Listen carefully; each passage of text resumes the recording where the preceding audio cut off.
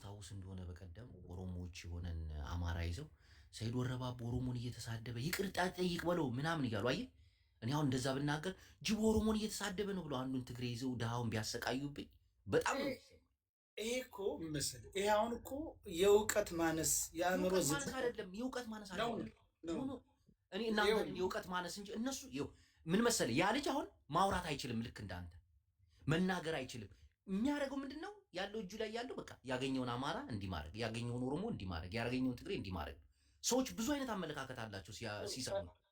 ይሄ አንድ ነገር ይሄ እኮ ለምሳሌ እኔ ነኝ እኔና አንተ አንድ ትግሬ ነህ፣ እኔ አንድ አማራ ነኝ። ስንመላለስ እኔ እናንተ እየተመላለስ ነው። ሌላው ምን አገባው? እታች አለው አዳምጠኝ። እታች ያለው ሰው እንዴት ያዳምጠናል መሰለ ሰይድ።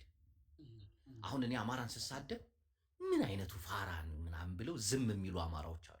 እነዚያም ጭንቅላታቸው ስማርት የሆነ አንዳንዱ ደግሞ ተናዶ በሰደብኩት ልብ የሚሳደባል። ተናዶ አንዱ ደግሞ እኮ የአእምሮ ዝቅጠት ያለባቸው የአእምሮ አንዱ ደግሞ እኔ ለምሳሌ አንድ ትግሬ ይስደበኝ እኔ አሁን የሆነ ትግራዊ ያገኘውና የሚሰድብህ እኮ በሰይድነት ሳይሆን በአማራነት ነው አይደል? የፈለገ ይሁን ቢሆንም አንዱን ምንም እዛ ጉዳይ ላይ የሌለውን ምንም እዛ ጉዳይ ላይ የሌለውን ትግሬ ምንም ልለው አልችልም። አሁን ለምሳሌ ሰይድ እኔ እናንተ እንሰዳደብ፣ ሰይድ እያልኩኝ ልስደብ፣ ማንም አማራ ያመው ተሰዳደቡ ብሎ ስቆ ነው ዝም የሚለው። ሰይድ አንተ አማራ አንተ ምናምን ብዬ ስሳደብስ እንዴ አማራ እኮ በሚሊዮን የሚቆጠር ህዝብ እኮ ነው። ጎረምሳ እኮ አንተኑ የተሳደብከው እንጂ እኮ ሌላ ንጹሃንን ግለሰብ እናንተማ እየተሰዳደብን እኮ ነው። ግን እሱ አጠገቡ የሚያየውን ትግሬ ነው የሚወስንበት። አንዳንዱ ደግሞ ንቆ ይተውሃል። አንዳንዱ ደግሞ በሰደብከው ልብ ይሰድባል።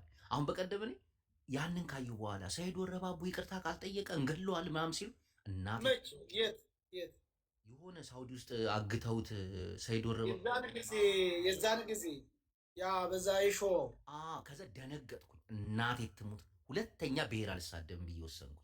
ለምን አሁን ብሔር ተሳደቤ ነው?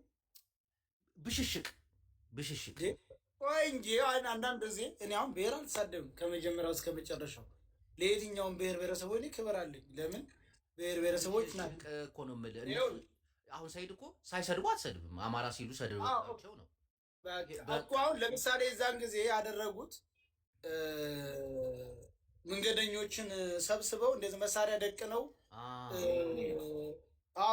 እነዛ ምንድን ነው ያሉት? ሰይድ ወረባቦ ፋኖ ማለቱን ይተው ነው እኮ ያሉት እኮ። ኦሮሞን ይቅርታ ይጠይቃሉ ደግሞ አላሉም። ኦሮሞን ይቅርታ ይጠይቅ ሳይሆን ሰይድ ወረባቦ ፋኖ ማለቱን ይተው። ቪዲዮ እኮ አለ እንዴ? አለ ቪዲዮ። ያ እነዛ ልጆች አግተው የከሚስ ምሽት ላይ ወረባቦ ይቅርታ ካልጠየቀ አንለቀውም እናቴ ትቆጣ አይደለም። ሰው ቪዲዮ እኮ አለ ከሚስ ምሽት ላይ ወደ እዛ። በነገራችን ላይ 29 ሰዎች ነበሩ ያገቷቸው። 5 ትግሬዎች አሉ፣ 24ቱ አማራዎች ናቸው፣ ሌላውም አሉ።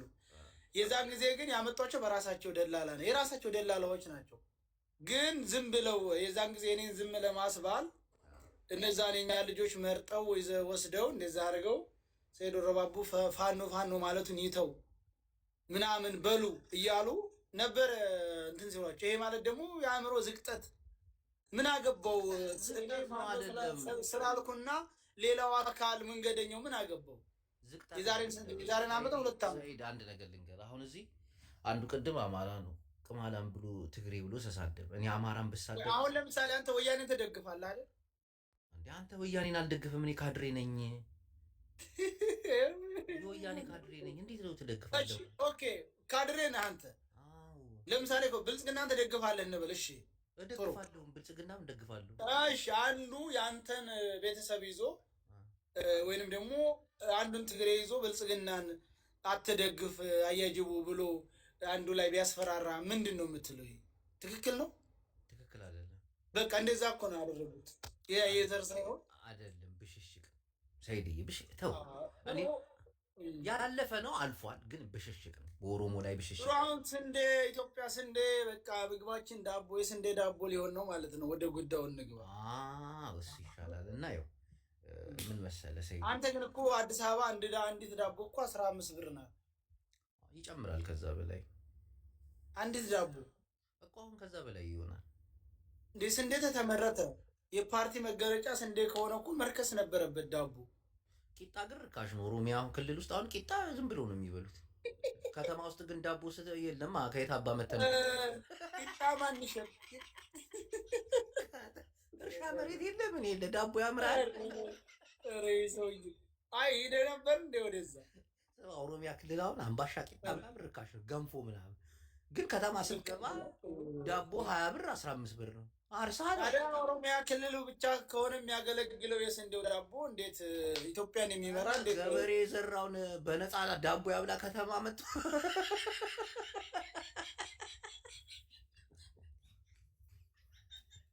ዘይዲዋ የማራም ነው። ቂጣ እንኳ ወደኛ ርካሽ ነው። ቂጣና ሙጌራ ምናምን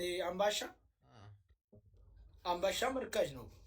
ገጠሩ አካባቢ ላይ እኮ ነው የተወደደው። ይሄ ከተማው አካባቢ አምባሻ በነገራችን ላይ ስንት ነበር ሲል 3 እንደዛ አለ አይደል የሚገመሰው። አሁን እዛ እስር ቤት ሲያመጡ እነዚህ ከውጭ የሚያስጋግሩት የሚሸጡት አሉ አይደለ? 3ቱ 200 ብር ነው። 3ቱ የተወዷል ማለት ነው። አሁን ግን ገጠር አካባቢ ኑሮ እኮ አሪፍ ነው። ሰው ያርሳል ምናምን። ይሄ አሁን ከተማውን የተቸገረው እኮ አርሶ የማይበላው ሷር አሁን ከተማ ይሻላል። ገጠሩማ ችግር ነው። እሺ አሁን እንዴት ነው ጉዳዩ? ምን ትላለህ? አሁን ስለ ሀገራችን ምን ይሻልናል? ወላሂ ዘይድ አሁን በጣም እየከፋ እየመጣ ነው።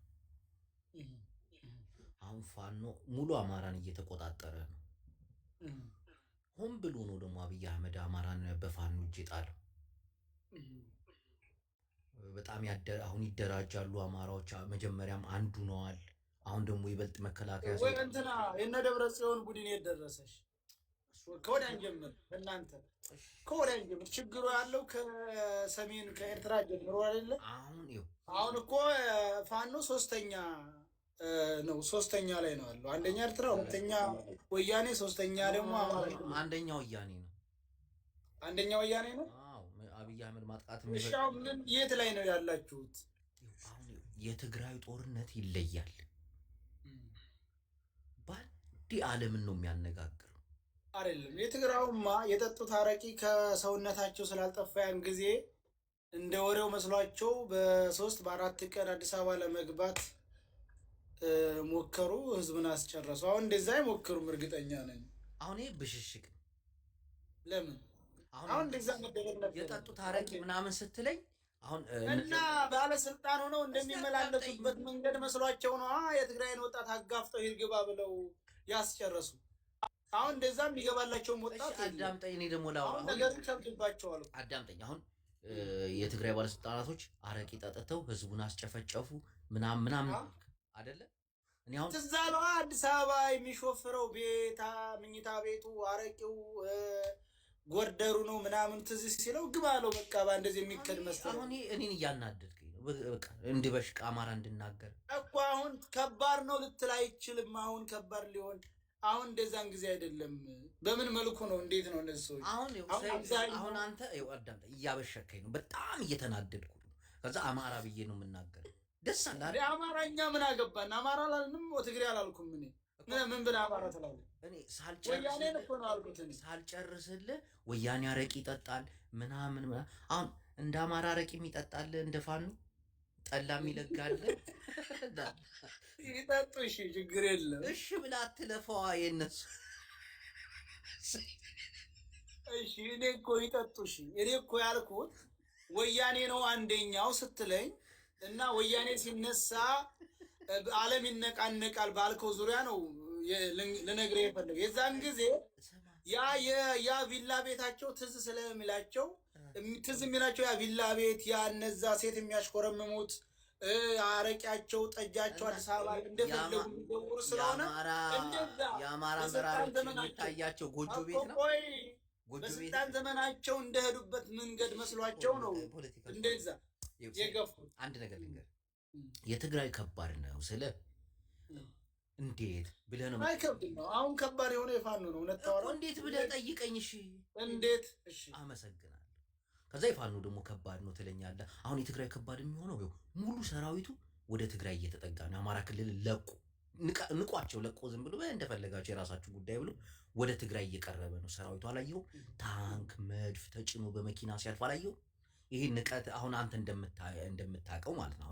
አሁን እውነት አብይ አህመድ ፋኖን ባይንቅ ወደ ትግራይ ይጠጋ ነበር? አሁን ወደ ትግራይ የተጠጋ ምንም አይነት ነገር የለም። ምን አለ ተብሎ ይጠጋል?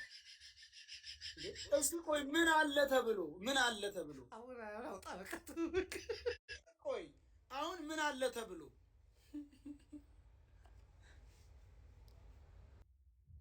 ወያኔ አሁን 4 ኪሎ መግባት አይችልም፣ አይፈልግም፣ አይችልም በሚለው ያዝ። ለምን አይፈልግም? አይፈልግም። እናቴ ሁመራ ነው የሚፈልገው። ሁመራ የሁመራዎች በነገራችን ላይ የወያኔ 4 ኪሎ ሁመራና ራያ ነው፣ የታወቀ ነው። ወይ ደግሞ ሁመራም ራያም የዛው የነዋሪዎቹ ከሆነ ታዲያ ምን አግብቶት ነው ሁመራ ትግራይ ነው ራያ ትግራይ ነው የሚለው? የሚወስኑት እነሱ ናቸው።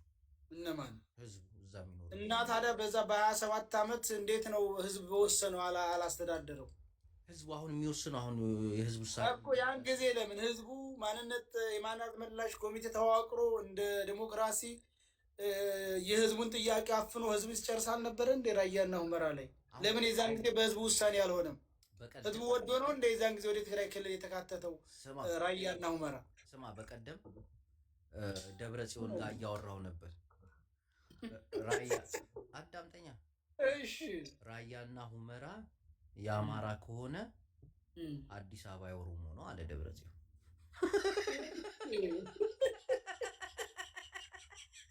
ደብረ ጽዮን አሁን ስለ አዲስ አበባ የሚወስነው ውሳኔ የለም። ምን አገባው? አዲስ አበባ የአማራ ነው። እኛ እኮ እንነቃባችኋለን ጉዳዩ። እናንተ መርዝ ናችሁ። አዲስ አበባ የኢትዮጵያ ዋና ነው።